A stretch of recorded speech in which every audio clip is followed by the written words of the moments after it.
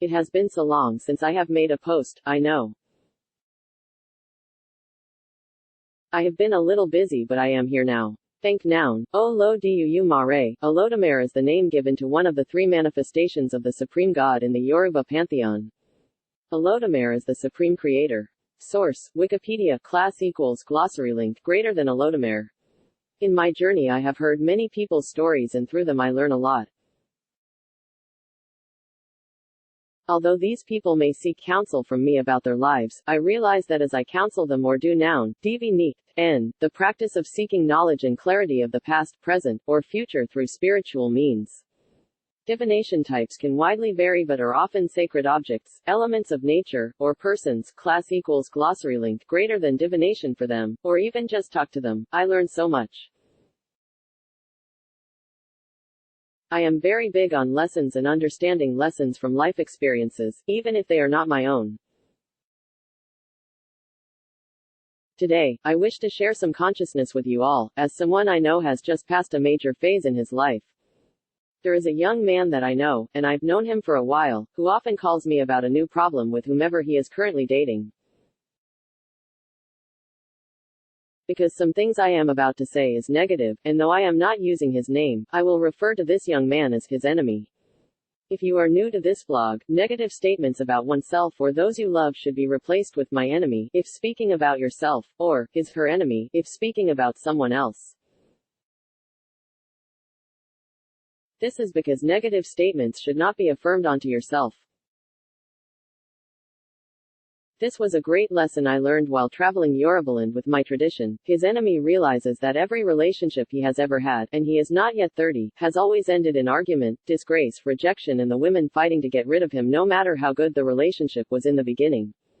This young man is very handsome, very talented, and has everything that most women would desire. Yet, by looking at him and his talents and social circles, one would believe that he would be confident within himself and move on when one relationship fails. Instead, however, when these women begin to reject the relationship, he clings on to them and fights desperately for the relationship, no matter who the girl is or whether or not he is actually interested in her. From a materialistic point of view, many people have asked him, "What are you doing with someone like her?" as this young man often searches for unfortunate women with troubled pasts in order to rise them. In other words, he is attracted to women who some may call damaged goods. So recently, as in last week, yet another relationship has just ended. He called me and we spoke at length about it, but as we spoke I asked him the question, "What have you learned?" For a moment he couldn't answer. I then pushed and told him that one of the things I teach is that when a person experiences the same thing over and over and over again, there is a lesson that they are missing. It is like taking an exam and failing that exam and having to do it as many times as it takes until you pass, which will take them to the next grade. In other words, in real-life experience, it is only when facing the same negative situation but later understanding why, that you can be catapulted to the next phase of your life. As I told him this, I could see where consciousness rose from his head and the light began to shine. He then narrated a story to me. He told me that the day the girlfriend told him to leave her house, he had 6 giant boxes all packed with his clothes and belongings with him. He called an Uber and lugged all 6 large boxes to the taxi. After filling out paperwork at the storage center, he asked the clerk, "Who will help me take the boxes to the storage room?" To which the clerk responded, "Sir, this is self-storage. You have to move your storage yourself."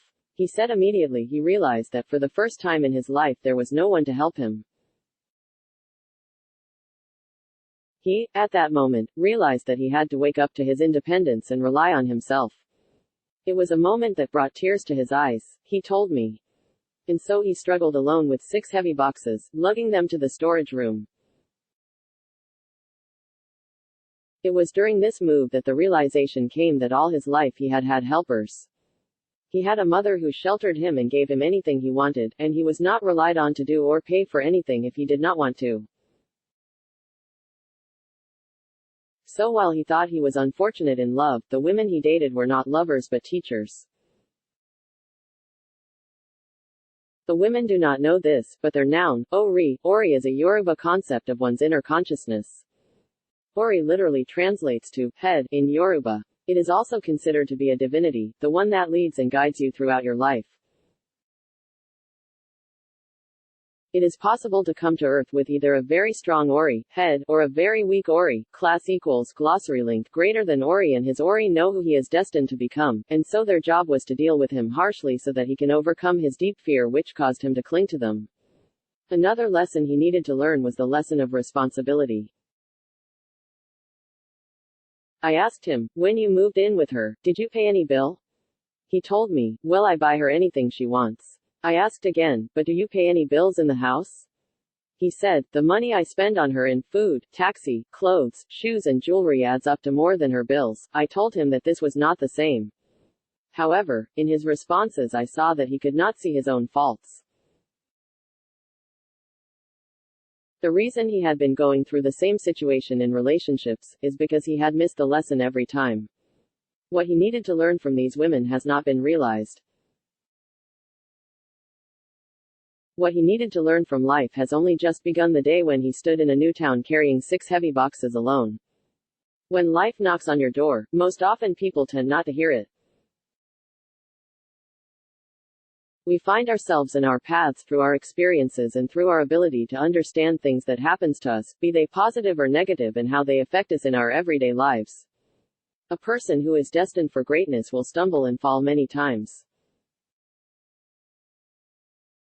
This person may face imprisonment, he may face homelessness, he may meet some of the vilest people in life and have to contend them or battle them in order to survive, they may have to battle their own family. Or he may even go through a dark period of sadness and loneliness. Life lessons are harsh and many people put a rope around their neck because they cannot bear the burden that they carry. But if only they had the insight to know that the person who bears the heaviest load are the ones who are destined for greatness. Many people may read this blog and say, but Obara, I know a woman who suffered since she was born to the day she died, but here you're saying that people who suffer are destined for greatness. Please note that all rewards are not given to us here on earth. Some people get rewarded for their service on earth in their new life, after they have unplugged from this realm. People who live and die this way are examples for others. They have made contracts within the realms of spirit to come into life and leave behind a great lesson for others, if it was even learning endurance. Our experiences through life at times make us wonder about our journey, especially if you are not looking at your life through spirituality. But you ought to know that everything that you go through, every experience that you live, from what you wear, how you comb your hair, who you marry, all of these have some influence on your path and how you go forward in life. The clothes you wear, up to the color, pulls toward you a particular energy that can take you from one step to another, like the extras in a play working to push you to the next phase of your life. Life comes in phases and these phases only open up when you have gotten the lessons or have understood the lessons made for you. You can only advance after you have come to a realization. One thing the humans must know is that they should try to understand hardship, things that are not going your way. Sweet things are certainly enjoyable, but when hardship, pain and sorrow comes, humans tend to want to quit or become sorrowful, fearful or lost. But hardships are like the exam you do not know how to solve, but there is a solution if we are able to calm ourselves internally and externally and realize that these impediments have presented themselves because it is now time to move on to the next phase. As with the young man's story above, if you find yourself in situations that you live over and over again, then it is time to look into them and think, what is the lesson that I have missed? Where do I go from here when I find that lesson? Another thing I want you all to know is that there are waiting periods in life.